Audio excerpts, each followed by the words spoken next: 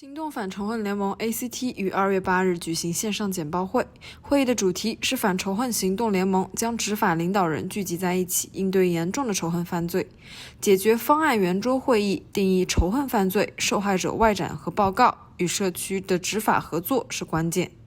今天主办的研讨会中，首度出席的联邦调查局代表呼吁大众多向该局举报仇恨犯罪事件，充分利用该局的各种资源打击仇恨犯罪。肖勒柏宣示了这次会议的主题是讨论至关重要的仇恨犯罪解决方案，定义仇恨犯罪，扩大受害者外联和报道，执法单位与社区的合作。他表示，行动反仇恨联盟是为了确认和实施针对仇恨犯罪解决方案而成立的。随着整个加州的仇恨犯罪持续上升，没有比抓准时机更加关键。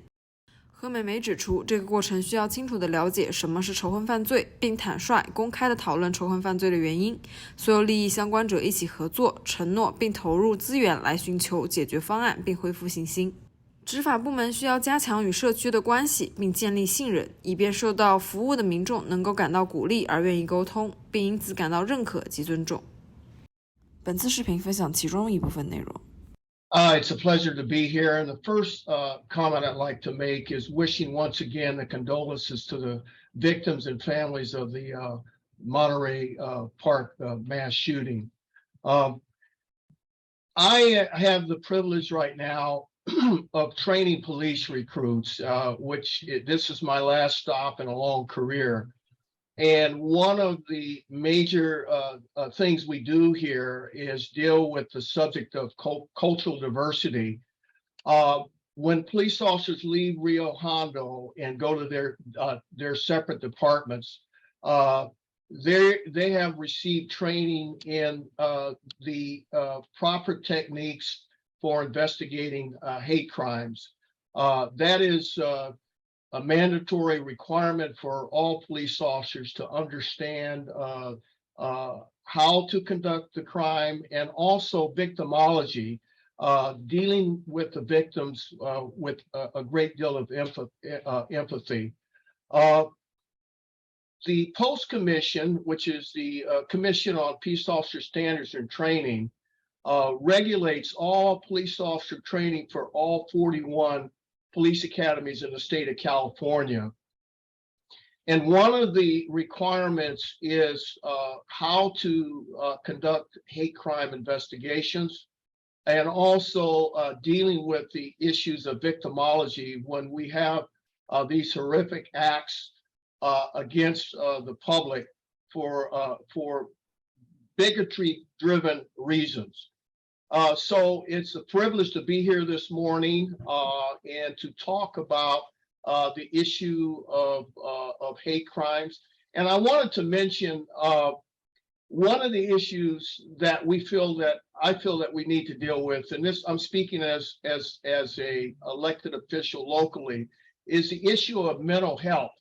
I think that is a major driver of some of the major incidents that we've had in California regarding violent crime. Recently, Senate Bill 1338 instituted what is called the CARE Act, which is Community Assistance, Recovery, and Empowerment Court Program.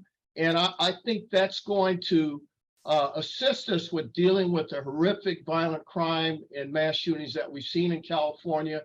And I believe that a lot of that's driven by some of the severe mental health issues that we're having in our society. Thank you, Walt. Appreciate your comments. And we'll hopefully talk a little bit more about the mental health later. Our second panelist is Denton Carlson, Chief of Police for the East Bay area suburb community of San Ramon. San Ramon's a community of about 87,000 residents, with almost half of them of Asian descent. Many are immigrants. On Christmas morning, Chief Carlson reacted immediately after hearing of a reported incident by seeking, identifying, and arresting a man accused of making a racist and homophobic rant against two people at a San Ramon fast food restaurant. Chief Carlson holds a master's degree in Emergency Services Administration from CSU Long Beach. He's a graduate of the California Peace Officer Standards and Training Command College, where he received the Dorothy Harris Award for Outstanding Academic Excellence. He's also a graduate of the California Police Chiefs Association Executive Development Certificate Program and the Executive Certificate Program in Transformative Leadership from California State University, East Bay. Additionally, he's a member of the faculty at the University of San Diego, where he teaches within their master's program in law enforcement and public safety leadership. Chief Carlson, we appreciated you so much last month. We asked you back this month. Welcome. Well, thank you so much, Senator. I appreciate being here, and it's a great honor just to join this group and participate. And, I wanted to touch on something that Mr. Allen just mentioned, which is critical when we talk about these types of scenarios, and that's education. There's a fine line. We all respect what is in place and what our rights are given to us based on the First Amendment and our freedom of speech. But I think what's critical in law enforcement is understanding where that freedom of speech transitioned into criminal activity, and knowing what you have in your back pocket when you're a police officer, when you're on the street, when you're patrolling and protecting your community, and knowing what you can utilize to engage people and to take the necessary action when criminal activity does occur, I think is a critical component. And so, Mr. Allen, I appreciate your work over at Rio Hondo. I was a Southern California Academy graduate many, many years ago.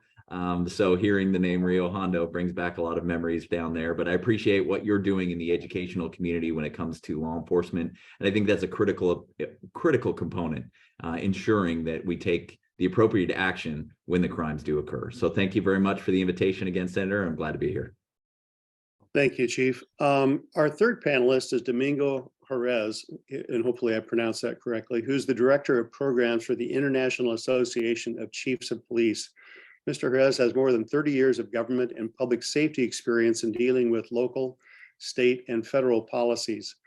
Prior to working for IACP, Domingo has been Vice President for North America Government Affairs at Motorola, presidentially appointed and U.S. Senate confirmed Director of the Bureau of Justice Assistance, and he served on the Ohio Governor's Cabinet as the Director of Criminal Justice Services, and has also served as the Director for the Ohio Crime Prevention Association. Mr. Jerez received his undergraduate degree in political science from Ohio University. Welcome, Domingo, to our program. Thank you, Bob. And I want to make sure to thank certainly the Act Against Hate Alliance for offering this opportunity to discuss this important topic today, and all the work that you all have been doing. As I listened to the video, I want to emphasize what I heard Mr. Chow say about the values and American values and taking a stand. This is so vitally important on this issue. We here at IACP focus on several aspects as it relates to hate crime. Already previous guests have mentioned education and the importance of education, awareness of the issues overall. I think there's a misnomer of what hate crimes are and they're not. And it is pervasive and it happens in all our communities. And we need to spend more time talking and understanding, even the general public, what is hate? And again, it goes against our as Mr. Chow said, our values, and that's so vitally important. The other two pieces that we focus on at IACP is the investigation and the prosecution of hate crimes. We know how crucial it is that we recognize and respond effectively to hate crimes. We know the impact that these crimes have, and devastating, and I think this is the key point, long-lasting effect, both on the communities and the individuals, the victims of the hate crime. And that gives us the reason why leadership on this issue is so vitally important, and certainly that which you all provide in this area. So just a snapshot of IACP and what we've done in this space and are continuing to do, because again, we recognize in partnership with the U.S. Department of Justice, the Office of Community-Oriented Policing, and the Bureau of Justice Assistance, formed these issues and framework around this investigation and this prosecution to deliver services to the field all across the country. And it's important, again, because of the education and the awareness that we get to the officers so they understand as well, they can properly investigate, and then the prosecutors can properly prosecute. Because the challenge we face is if the investigation falls apart, there will be no prosecution. If there's no prosecution, no charges, then what do we have on the long-term, long-lasting effects and the devastation to the community?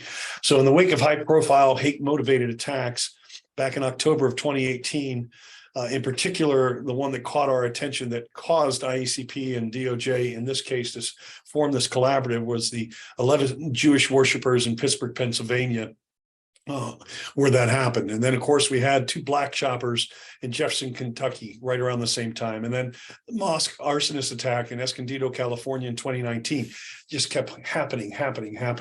So we partnered up with an agency, the Arlington, Texas Police Department, who was seriously looking at this issue and said, we got to do more. And they developed a curriculum that has since been revised several times to the point now where we deliver that training across the country to police agencies, far and wide, rural, urban, suburban, major metropolitan areas, et cetera, through what we call the Collaborative Reform Initiative Technical Assistance Center.